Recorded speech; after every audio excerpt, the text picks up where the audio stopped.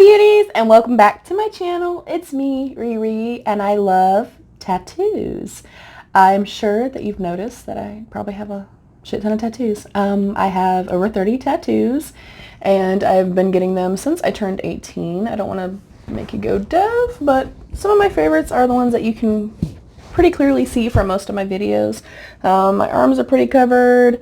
I have some on my back, everywhere. I love them. I love what they represent for me. I love the actual act of getting the tattoos done. I know I'm a weirdo, but I love it.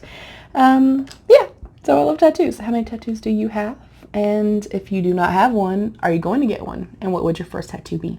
Anyways, we are still on our, yes, I'm wearing the same shirt in like 85 videos. I don't care. I gotta sit down and film when I'm feeling decent. Oh, the life of chronic pain. Anyways, today is going to be part 5, I think it is. And this is going to be an in-depth, back to the basics, very newbie, beginner friendly. I'm going to try my hardest to make this as beginner friendly as possible. I even give myself notes so that I don't forget anything, but this is going to be a eyeshadow tutorial slash what brushes do you need brush tutorial type of vibe. I'm first going to probably do my lid and prep my lids. As you can see, my foundation is done, my eyebrows are done. I'm trying to do this whole thing in order of how I always do my own makeup. If you do your brows and your shadow and stuff first, by all means do it. Do whatever feels comfortable to you. This is my preference. I do not like to try to do my face and stuff last, because then I feel like I'm fucking everything else up that I've already done in my eyes and my brows. So with that being said, I do not believe in eye primer. If you do, go for it. I feel like it's a step that you do not need. I feel like it's a however much price worth of product that you don't need. I literally take whatever concealer I'm using. This one is just Tarte Shape Tape. This is Light Sand. The ColourPop No Filter Concealer works beautifully in the lids as well. I don't always prefer the Tarte just because it can be kind of drying, and y'all know that I have very dry skin and I am definitely more mature. So I typically actually stay away from the Tarte on my lids. But any concealer that you have, you can go ahead and just really lightly place that onto the lid. And then I'm very softly, and I also know that a lot of people like sticky bases. That's, again, personal preference. I'm going to take my little Morphe M536. It's just a little fluffy domed brush. I'm going to go into my Essence Lighten Up powder and just very softly get the tiniest little bit and press it onto the lids. Again, I'm not using a lot at all, and I'm really I'm not being generous with it. I'm doing just a very soft little thing. And then I'm going to brush that completely away. Again, having drier skin, you do not want to leave powders on the skin for a long period of time. It is going to dry it out. So that's it. That's all I do to prime my lids. Now let's discuss brushes. The first brush and kind of your first step, I will discuss the brushes, and then we will use the brushes in those particular techniques. The first brush that I think that you need, I'm not a fan of going and buying a 50-piece brush set. I don't care even if it's $2. If it's crap and you're not going to use 90% of them, why are you going to do that? I feel like if you have pretty much 5 to 6 basic brushes in your kind of brush, you know, wardrobe, so to speak, then you're good to go. Sorry, that was probably loud. Sorry, guys. I know for me, I have so many brushes and have a massive collection because first and foremost, I'm lazy, so I don't always wash my brushes, and I have enough sets of brushes that I can use my 6 or 8 face brushes, eye brushes, everything, and if I don't feel like washing them every Sunday or every other Sunday, I have enough as backups because I am really big on keeping everything cleansed, sanitized, and stuff like that because I'm a germaphobe. Second reason why I have such a massive collection is obviously because I do other people's makeup. So I always have 2 to 3 sets for myself and 2 to 3 sets that are clean and specified for clients only. I also have a ton of unopened, unused brushes just in case. But if you are a beginner and a newbie to makeup, I think 6-ish brushes, and you'll see, you know what I'm talking about, 5 to 6 brushes is really all you need. And if you have those basic brushes and you know a couple of basic techniques, I think you can get a pretty eye look at any time. So first up is going to be a fluffy brush. And that is one that has a very open, you can see just how open and how soft that is. These fibers are not packed in tightly together. A fluffy brush is key. This is going to be good for your blending out things, blending out your edges and stuff like that, diffusing, and for all over color. A good rule of thumb with brushes is the tighter packed your bristles are, the more pigment you're going to be placing down. The darker the pigment, the deeper the pigment is going to be. The looser the brush is, the softer the pigment is. That also goes for where you hold your brush at. If you hold your brush way down here on the barrel, you're going to provide the least amount of pigment or pressure. And if you hold it way down here, you're going to get more pressure, more pigment. So first and foremost, definitely get a good fluffy brush. And I have a lot, but you only need one if you're just starting out, okay? So first and foremost, a nice fluffy brush. This is going to be good for all over color, and then for buffing out and making sure that you have nice soft gradation between shades, first and foremost. Next up are your blending brushes. These are going to be like shader brushes. They're going to be slightly smaller and slightly more packed in density in the bristles. These are good for blending. These are good for crease work. So I will show you the difference. These are just a couple, and you could have varying shapes and sizes of blender brushes. They are all about the same and perform about the same. So you will see the difference in the density in these. This one again is very, very open, very soft and very fluffy.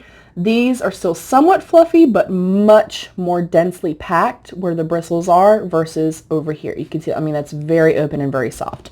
So your blending brushes or your shading brushes are going to be really good for crease work because they fit in here beautifully.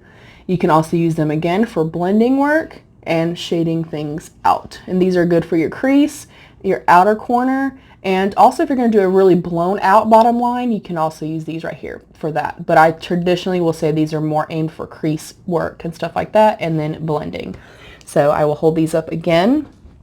This one is your kind of really fluffy brush that again is for all over color, and then really just kind of smoothing and making everything look airbrushed, so to speak, diffusing the colors and stuff like that, and it's very loosely packed. These are a little bit more tightly packed together, the bristles, and again, if you hold it at the end of the barrel, it's going to lay down the least amount of pigment. If you hold it near the brush end, it's going to lay down a lot of pigment and be more heavily packed. So that is the first two types of brushes. I'm going to refer to my notes because I don't want to forget shit. Next up are your kind of contour and blending brush, a contoured blending brush. These are all the weird brushes that you're looking at and you're like, why do I need that? These again will come in different varying shapes and sizes. They are traditionally packed pretty tightly, but still somewhat loose. You can see I can kind of, feather myself through these, but they are pointed. Sometimes they're going to be completely pointed and sometimes they'll be a little bit more rounded. These are amazing to come in here for more dense looks, for defining that crease, like really, really getting into the crease, kind of pushing the color into the crease, working in the outer corner, working in the inner corner, and working below the lash line. So that is what that is for. And you'll notice that the shape, when you dip it into your pigment, you're going to kind of press into the pigment. I always kind of lay this brush down when I use this particular type and then go in windshield wiper motions. Again, that's going to allow you to lay down that nice pigment, especially working in your crease and underneath. Also, when you're doing a halo eye, you would do the same exact thing and create that V here that you do on the outer side. So that is your contour blending, again, for defining the crease, smoking out your lash line and stuff like that. Next up is a flat packer brush, and I'm going to do kind of separate the larger one from the smaller one. These are definitely more compact. The bristles are much more dense, much more tightly packed together. You would use a larger one. I will show, excuse me again, on your lid for lid work, and I'm going to show you again the difference in the two. You can again see that our fluffy brush is very, very open, very loosely packed bristles. This one right here, your shader or your packer brush, is going to be very, very densely packed.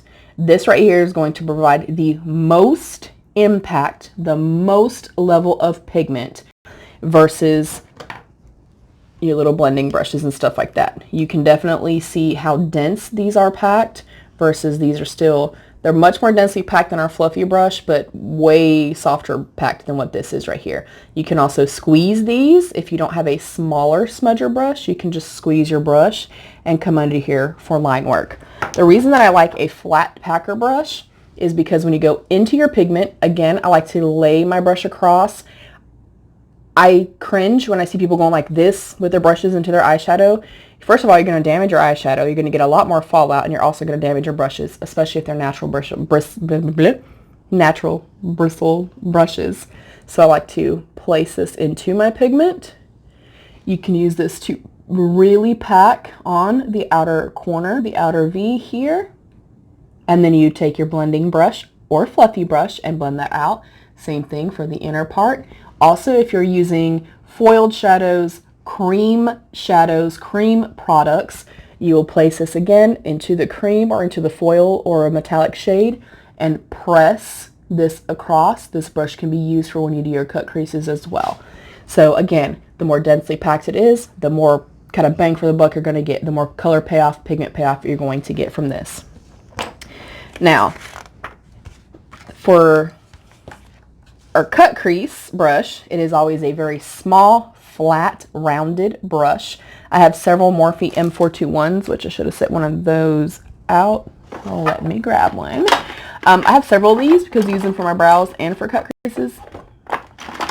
And of course, I should have found it before I started filming. Hello, boo. Where are you, honeys? How do I seriously have 3 of them and I cannot even find one?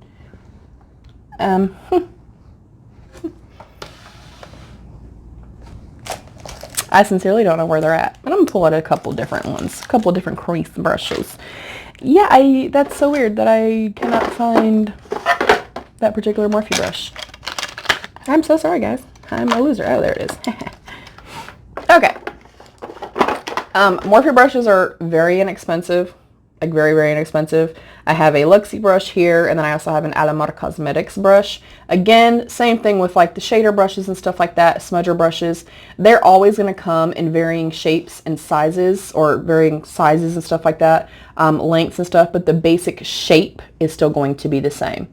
So as you can see, this is a nice flat, densely packed, but curved brush. All 3 of these work just the damn same. You can go to get a BH Cosmetics one. The Morphe brush is like $3. You can get an expensive one if you want to. I don't feel like you need them. Again, we're going for minimalist. We just started wearing makeup, so that's where we're going to go. Our crease brush is exactly what it says it's for. It is used for crease work when you cut out your crease, and then for laying in your cutting out the crease with your concealer. And then you can also press your loose pigments or your foiled pigments, metallic pigments, and stuff like that there as well using this crease brush. I also love a crease brush for inner corner work and kind of getting that really pretty inner corner highlight and stuff like that. Again, it doesn't matter what brand you get. They're all basically, I mean, even though they're varying heights and stuff like that, they're still the exact same principle as far as being a densely packed brush, being flat, and then being domed or concave across the top.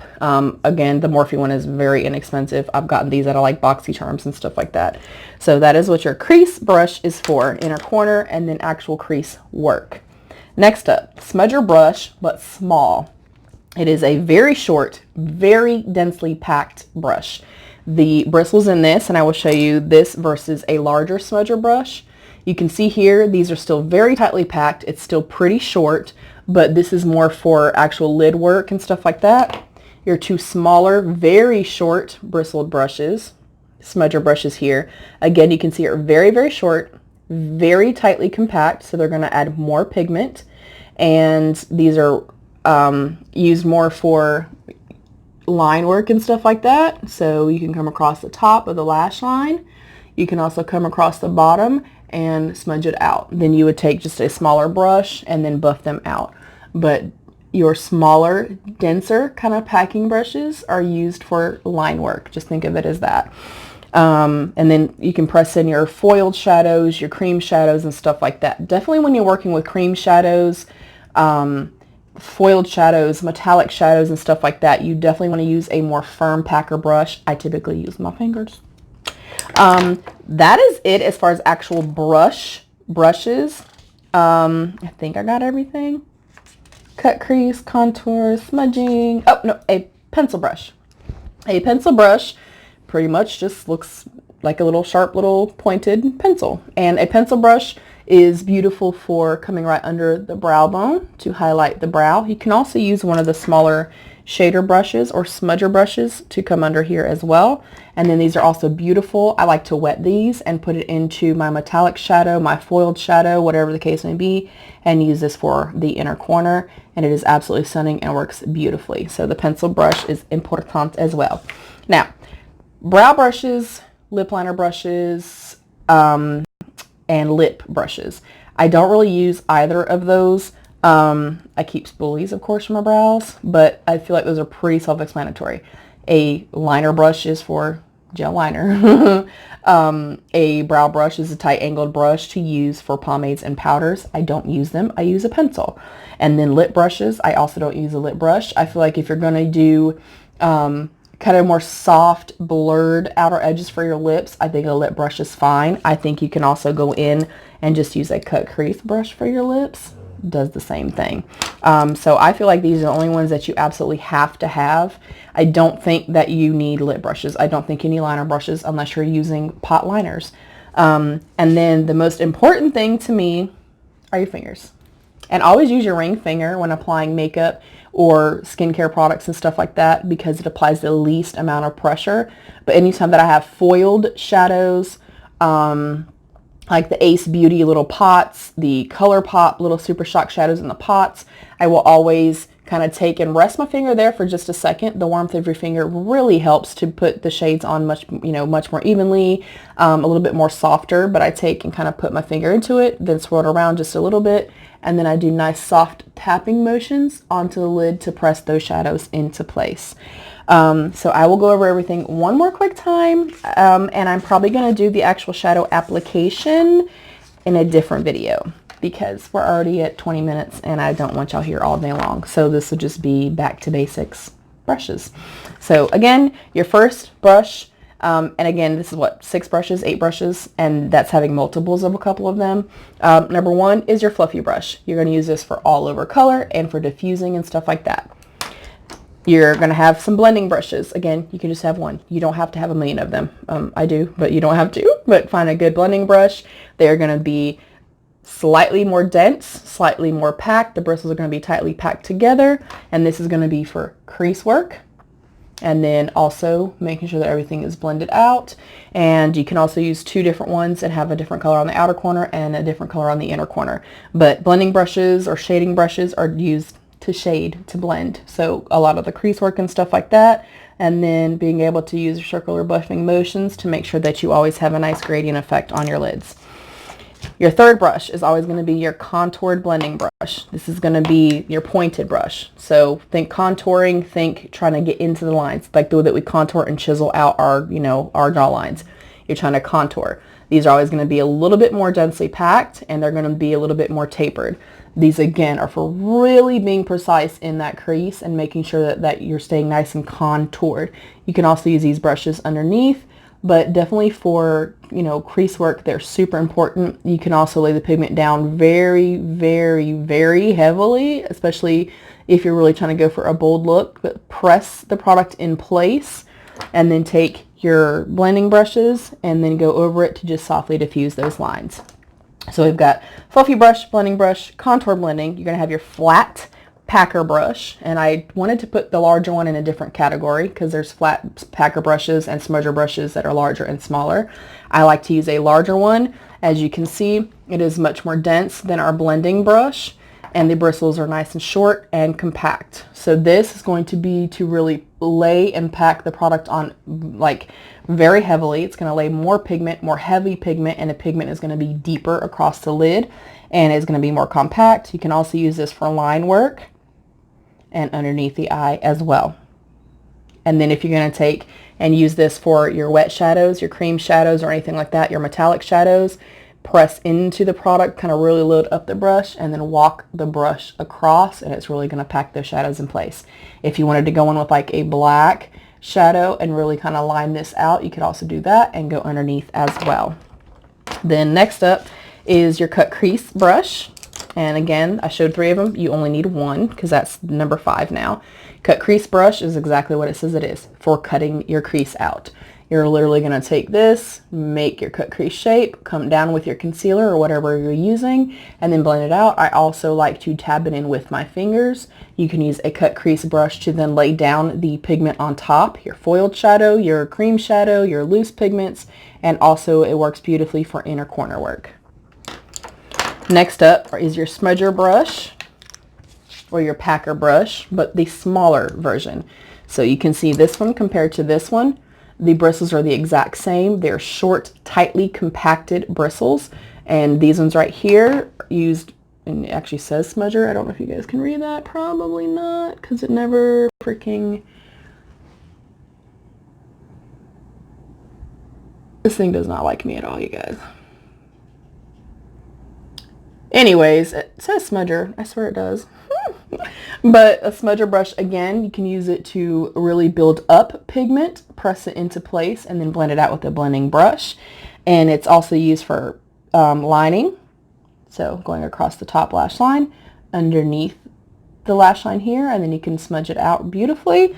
And then also for under the eyebrows as well. That makes like a nice little pretty defined line. And then I lay it this way and then buff it out. So that is what that is for. Whew.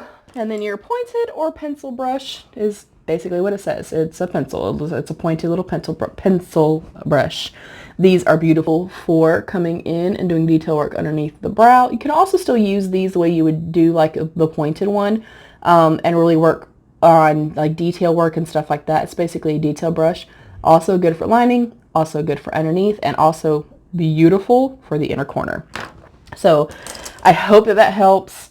If you have any questions, please ask me. Again, like I said, sometimes I feel like I don't always explain things the best when I'm not kind of getting feedback from someone else. And then again, using your fingers, the warmth of your finger really helps to kind of press things into place beautifully. And always make sure, again, that you're using your ring fingers. So I'm going to end this here and do the actual eyeshadow parts in a different video because you guys would hate me and it would be an hour long. So if you like this video at all, if you learn anything at all, and if you stay through this video, thank you, I love you, I appreciate you. But if you would give me a thumbs up and subscribe down below, if you tap that notification bell, I'd be even more grateful and thankful. And please always remember to be your own best beautiful. Bye, beauties.